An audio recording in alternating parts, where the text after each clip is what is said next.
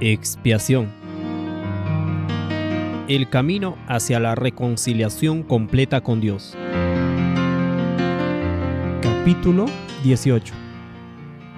Comparación entre la expiación protestante y la adventista.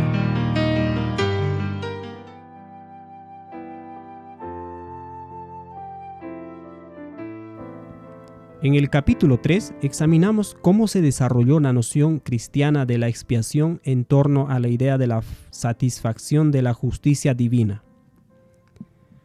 Si la justicia de Dios exige castigo y su ira queda satisfecha con ese castigo, entonces es lógico que una vez aplicado el castigo se complete el proceso de expiación.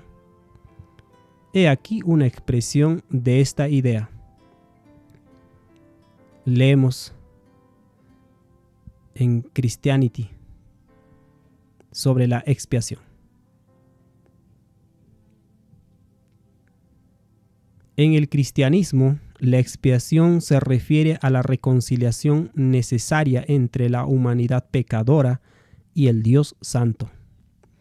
Esta reconciliación es posible mediante el sacrificio expiatorio de Jesucristo, así como lo expresan Romanos 3:25, Romanos 5:11 y Romanos 5:19.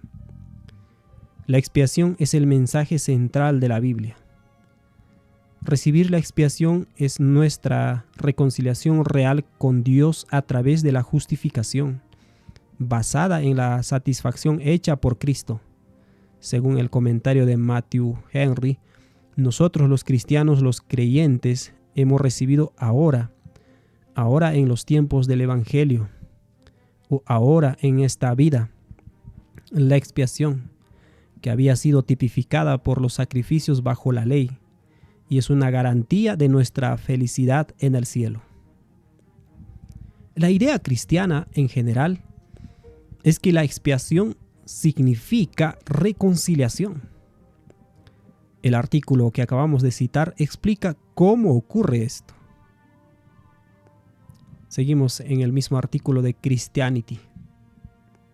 Dice, la palabra expiación se encuentra en algunas traducciones en Romanos capítulo 3, versículo 25. Dios ofreció a Jesús como un sacrificio expiatorio. Otras traducciones usan la palabra propiciación y la idea ahí es la de un sustituto que absorbe la ira. ¿Está bien? Jesucristo en la cruz absorbe la ira de Dios. Es una transacción entre el Padre y el Hijo. El Padre derrama su ira por el pecado sobre Cristo y su ira realmente queda satisfecha. Y por eso el pecador culpable que confía en Cristo queda libre. Está de alguna forma relacionada con la justificación, pero es la forma en que la justificación es realmente posible. El sitio web del que hemos citado busca explicar el principio cristiano de la expiación en términos simples para aquellos que no están familiarizados con él. Los eruditos de la Biblia han expresado esto en un lenguaje mucho más complejo, pero la implicancia es que Dios se reconcilia con el hombre por la muerte sustitutiva de Cristo.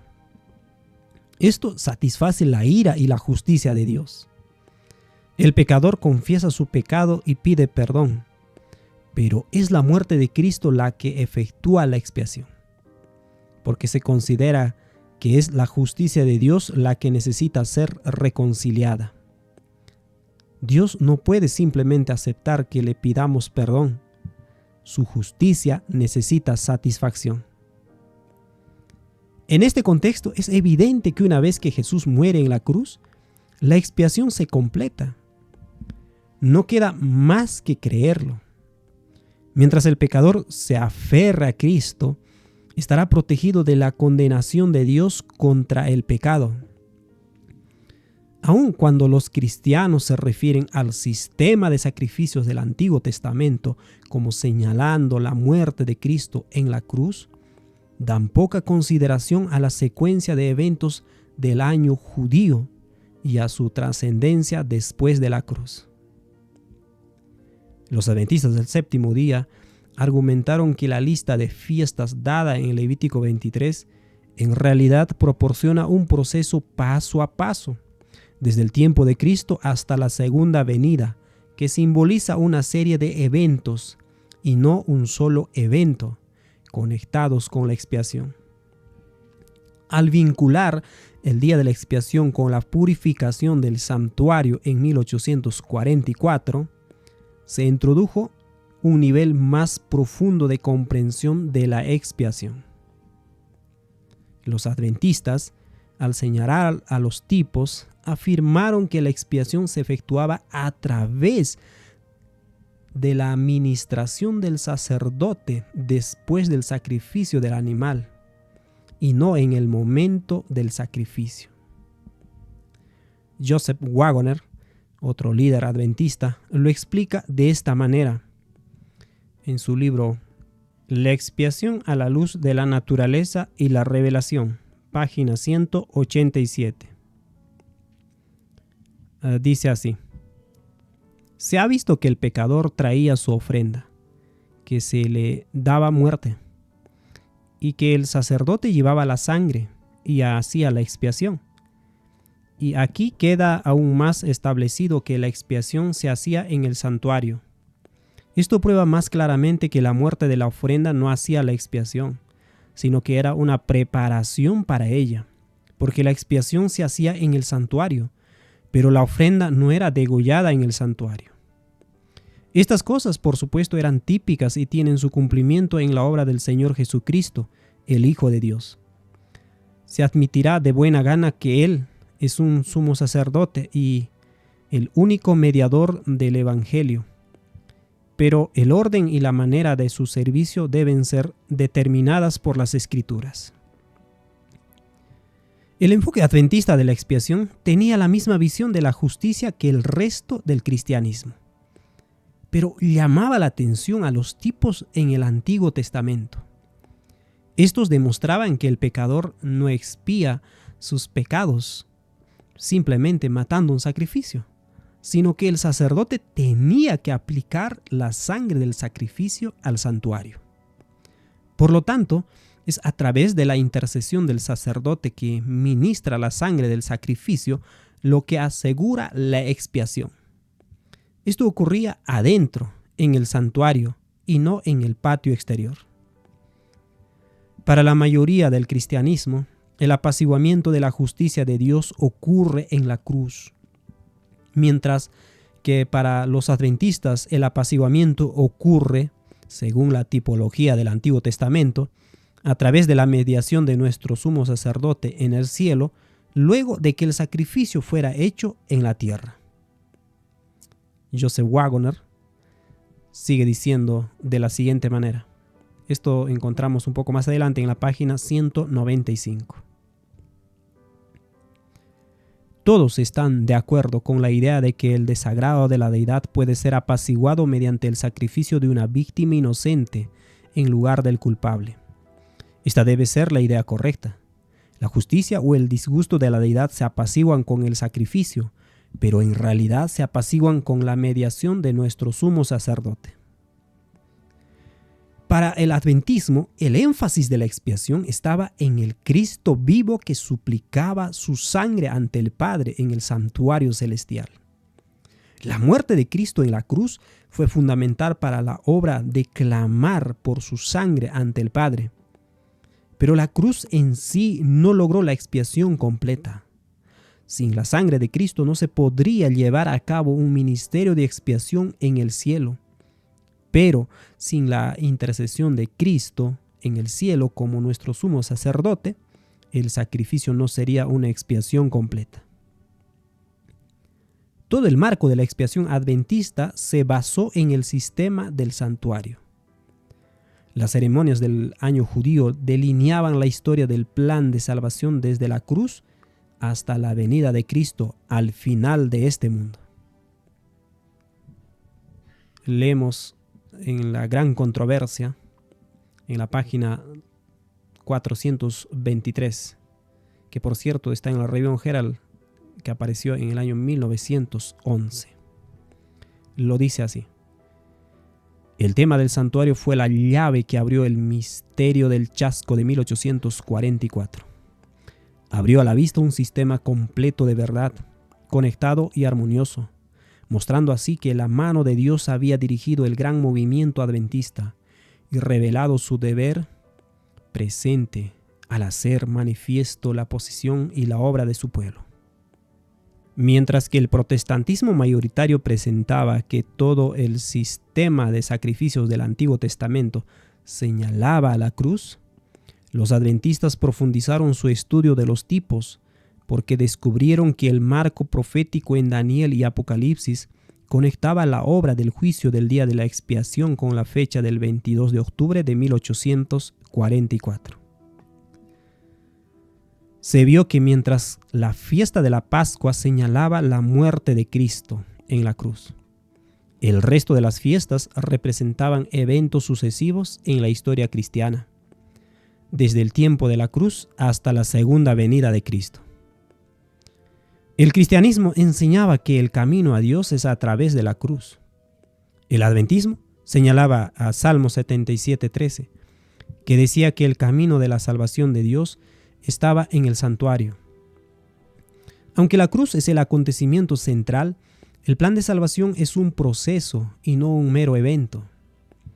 El plan de salvación culmina con el gran día del juicio, que según la secuencia de Daniel 7 y Daniel 8, ocurre antes de la segunda venida de Cristo. El pionero adventista Urias Smith señala una implicancia muy importante en cuanto a la diferencia entre la expiación protestante y la adventista. Leemos lo siguiente de su libro El santuario y los 2300 días, en la página 275 y 276. Dice así: en la larga lista de temas con la cual la cuestión del santuario está tan íntimamente relacionada y cuya comprensión ejerce una influencia tan controladora, la doctrina de la expiación ocupa un lugar destacado.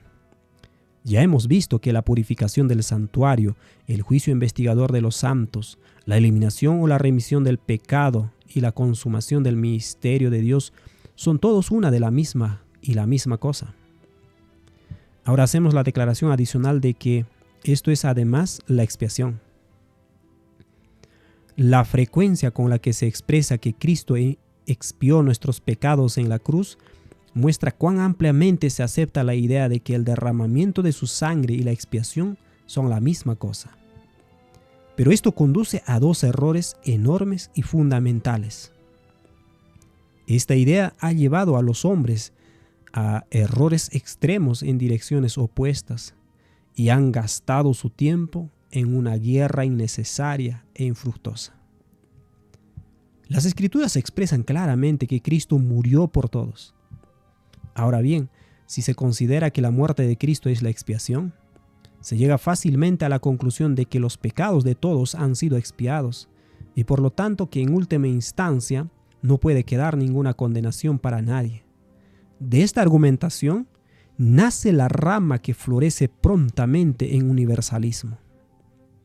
Pero las Escrituras nos aseguran con la misma claridad que no todos serán salvos, que algunos ahora y al final estarán bajo condenación.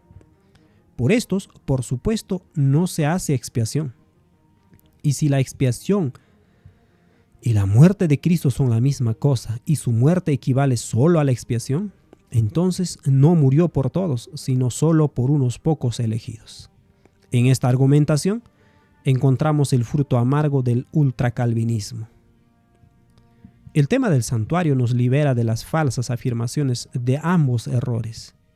El problema de los dos casos reside en la premisa común de ambos, que es defectuosa, y con una premisa falsa, por muy sólido que sea el razonamiento basado en ella, es imposible llegar a una conclusión correcta. La muerte de Cristo y la expiación no son lo mismo, y esto le quita toda dificultad al tema. Cristo no hizo la expiación cuando derramó su sangre en la cruz. Que este hecho quede fijado para siempre en la mente. El santuario contiene verdades vitales que salvarán al estudio de la Biblia, al estudioso de la Biblia, de los errores del calvinismo y a la inversa del universalismo. En una época en la que el universalismo está resurgiendo entre el pueblo de Dios, es importante señalar que ni el tema del santuario ni la expiación se entienden correctamente. Cerraremos esta sección enfatizando la gran diferencia entre el pensamiento cristiano predominante y el adventismo. Solo hay un objetivo clave en el pensamiento cristiano: que mediante la muerte del sustituto del hombre que podía satisfacer la justicia de Dios. Si bien esto corresponde a golpear la roca y al sacrificio del cordero en el altar del bronce, no aborda el simbolismo de hablarle a la roca ni el verdadero significado de los dos machos cabríos presentados en el día de la expiación. A través de los dos principios fundamentales de 1. El marco profético de Daniel. 2. El sistema del santuario del año judío. El plan de salvación se convierte en un proceso que cubre todo el periodo de la historia cristiana con dos eventos focales pertinentes a la expiación. 1. La cruz de Cristo en el año 31 a.C. Y 2. El juicio que comenzó en 1844. Estos dos puntos focales tienen la capacidad no solo de golpear la roca, sino también de dar el siguiente paso vital, el de hablarle a la roca. Pero como descubriremos, debido a que el adventismo no escapó del sistema de justicia de Satanás, un sistema que exige la muerte, el concepto adventista de la expiación solo logra intensificar el problema de la justicia falsa de Satanás y el castigo. Esto no sugiere que el camino que han recorrido los adventistas sea incorrecto. Por el contrario, la obra de Dios, como hemos dicho anteriormente, es hacer que el pecado abunde para que podamos alcanzar la gracia. La doctrina adventista del juicio, o el juicio investigador, como se lo llama, intensifica el falso sistema de justicia que reside en todos nosotros. Establece el marco correcto para llegar a la luz gloriosa del verdadero evangelio. Pero el movimiento se detuvo en el camino e hizo una retirada de su destino. El adventismo dio al mundo un legado de justicia intensificada sin dar los pasos finales hacia una comprensión del juicio en el nuevo pacto, cuya correcta comprensión rompe las cadenas de la justicia condenatoria que exige sacrificio.